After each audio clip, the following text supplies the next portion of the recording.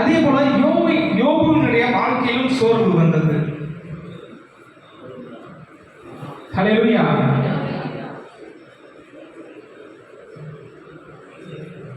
யோபு 1வது அதிகாரம்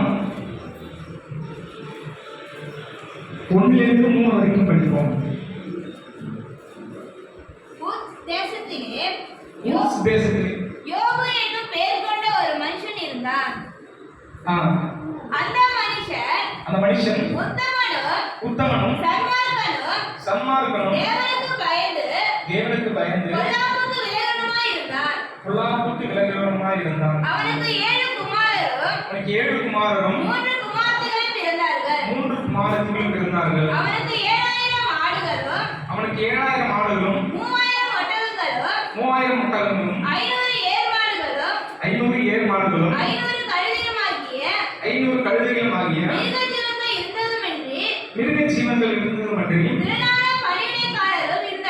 திரளான பணிவிடைக்காரர்கள் இருந்தார்கள். அதனால் அந்த மனுஷன் கிழக்கத்தி புத்திரர் எல்லாரிலும் பெரியவனாய் இருந்தான். ஹல்லேலூயா. யோபு என்னும் மனுஷன் இருந்தான். அவன் உத்தமனும் சன்மார்க்கனுமாய் இருந்தான். ஹல்லேலூயா. தாவீதை போலதான் யார் யாருக்கு சோர்வு உண்டாகும் தெரியுமா? தேவனுக்கு உண்மையா இருக்கிறவங்க, தேவனுடைய சித்தத்தை செய்கிறவங்க, தேவனுக்கு கீழ்ப்படிந்து வாழ்கிறவங்க, அதே போல தேவன் சொல்லுகிற ஒவ்வொன்றையும் தவறாமல் செய்கிற ஒவ்வொருவருடைய வாழ்க்கையிலும் சோர்வு கண்டிப்பா உண்டாகும். அவங்களதான் பிசாசு வருவான். ஆமென். ஹல்லேலூயா. எத்தனை பேர் உணர்ந்திருக்கீங்க சோர்வு வந்தது? ஹல்லேலூயா. அப்ப நாம் தேவனுடைய சித்தத்தை என்னைக்கு செய்ய ஆரம்பிக்கிறோமோ அப்பயே பிசாசு சோர்வுகளை கொண்டு வருவான். ஏன்னா தேவனுடைய வசனத்தை விட்டு நாம் வழி விலக வேண்டும், தேவனுடைய சத்தியத்தை விட்டு நாம் வழி விலக வேண்டும் என்று பிசாசு யோசித்துக் கொண்டே நம்மை சுற்றி கொண்டே இருப்பான். ஹல்லேலூயா. அப்ப யோபு இருக்கிற எல்லாரை விட உத்தமம் சன்மார்க்கமா இருந்தான் அந்த காலத்துல. ஹல்லேலூயா. யோபு என்பவன் சாதாரண இல்ல, அவன் மிகப்பெரிய பணக்காரனா இருந்தான். ஹல்லேலூயா. அவனுக்கு 7 குமாரரும் 3 குமாரத்திகளும் பிறந்தார்கள். அவனுக்கு 7000 ஆடுகள், மொத்தம் ஆடுகள்ல 7000 பேர் இருந்தது. ஒட்டகங்கள்ல 3000 ஒட்டகங்கள், 500 ஏர் மாடுகள், 500 கழுதைகள். ஹல்லேலூயா. அந்த காலத்துல பணக்காரங்க என்றால் இந்த மிருக ஜீவன்ல யாருக்கு அதிகமா இருக்கோ அவங்க தான் பணக்காரங்க. ஹல்லேலூயா.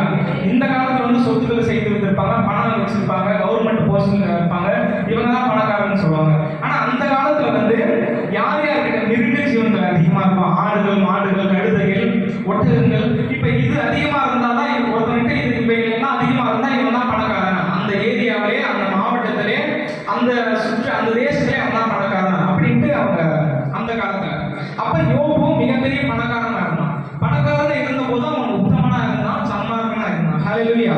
அப்ப பிசாசு தேவன்கிட்ட ஒரு வேண்டுதல் வைக்கிறான். ஹல்லேலூயா. தேவன்கிட்ட பேசுறான். யோபு துன்மார்க்கன், அதாவது நீதிமானா இருக்கானே, இவனை சோதிக்கும்படி எனக்கு உத்தரவு கொடுங்க.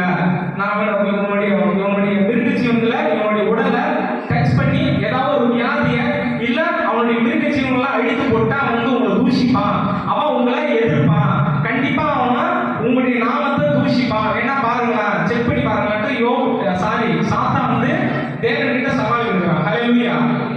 அப்ப தேவன் சொல்றாரு, ஓகே, ஆனா உயிரை மட்டும் எடுக்காத. ஆமென்.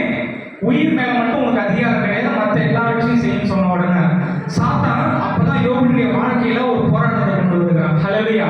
நம்முடைய வாழ்க்கையில கூட போராட்டத்தை கொண்டு வருவான். எப்ப நாம் உத்தமமா இருக்கும்போது, தேவனுடைய சித்தத்தை செய்யும் போதும் நம்முடைய வாழ்க்கையில ஒரு போராட்டத்தை கொண்டு வருவோம். அதே போலதான் யோபுக்கு அப்படிப்பட்ட பணக்காரனுக்கு எவ்வளவு பெரிய போராட்டம் வந்ததுன்னா, அவன் வைத்திருந்த எல்லா மிருக ஜீவன்களும் அழிந்தது. ஹல்லேலூயா. எல்லாம் ஒரு செகண்டே, ஒவ்வொரு செகண்ட்லயும் ஒவ்வொரு மிருக ஜீவன்களும் அழிச்சுட்டே இருந்தான். ஹல்லேலூயா. மொத்தம் 7000 ஆடுகளும் போனது, 3000 ஒட்டகங்களும் போனது, 500 ஏர் மாடுகளும் போனது, 500 கழுதைகளும் போனது. இது மாத்திரமல்ல, அவர்களுடைய 7 குமாரர்களும் 3 குமாரத்திகளும் மறித்து விட்டார்கள். எல்லாம் ஒவ்வொரு செகண்ட்ல நடந்துகிட்டே இருக்கு. ஹல்லேலூயா. கடைசியில யோபு கிட்ட இருந்த எல்லா சொத்துக்களும் அழிந்து விட்டது. அவன் மட்டும்தான் நிற்கிறான். ஹல்லேலூயா. சத்தமா ஹல்லேலூயா. ஆமென். இந்த நிலைமையில கிறிஸ்தவர்கள் இருந்தாங்கன்னா என்ன செய்வாங்க யோசித்து பாருங்க. மற்றவங்க என்ன சொல்லுவாங்க? தேவன் ஆராதித்தீங்க, இயேசுவை கும்பிட்டிய, தேவனை நீங்க ஆராதிச்சுருக்கீங்க, உங்களுக்கே இந்த சம்பவம் நடந்தது, அப்ப அந்த தேவன் உண்மையான தேவன் இல்லை அப்படின்னு தான் சொல்லுவாங்க ஒழிய அவங்க என்ன பண்ணுவாங்க? என்ன பண்ண மாட்டாங்க? தேவனுடைய நாமத்தை மையப்படுத்த மாட்டாங்க. அப்ப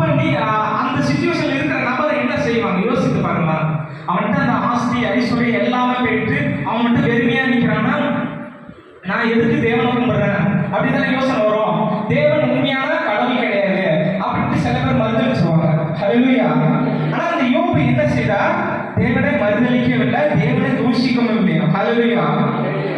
ஆமென்.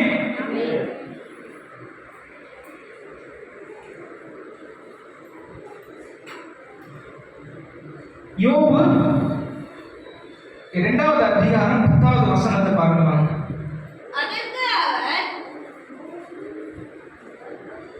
அதற்கு அவன் நீ பைத்தியக்காரி பேசுகிறது போல பேசுகிறாய். தேவன் கையிலே நன்மை பெற்ற நாம் தீமையை பெற வேண்டாமோ என்றான். இவைகள் எல்லாவற்றிலும் யோபு தன் உதடுகளினால் பாவம் செய்யவில்லை. ஹல்லேலூயா. இப்ப யோபு தண்டித்து விடப்பட்டிருக்கிறான். அவனுடைய ஆஸ்திகள் அழிந்தது, அவனுடைய ஐஸ்வர்யங்கள் அழிந்தது, அவனுடைய குமாரர்களும் குமாரத்திலே இறந்து விட்டார்கள். இப்ப தண்டித்து இருக்கும்போது அவனுடைய மனைவி கேட்கிறாள். என்ன கேட்கிறாள் தெரியுமா?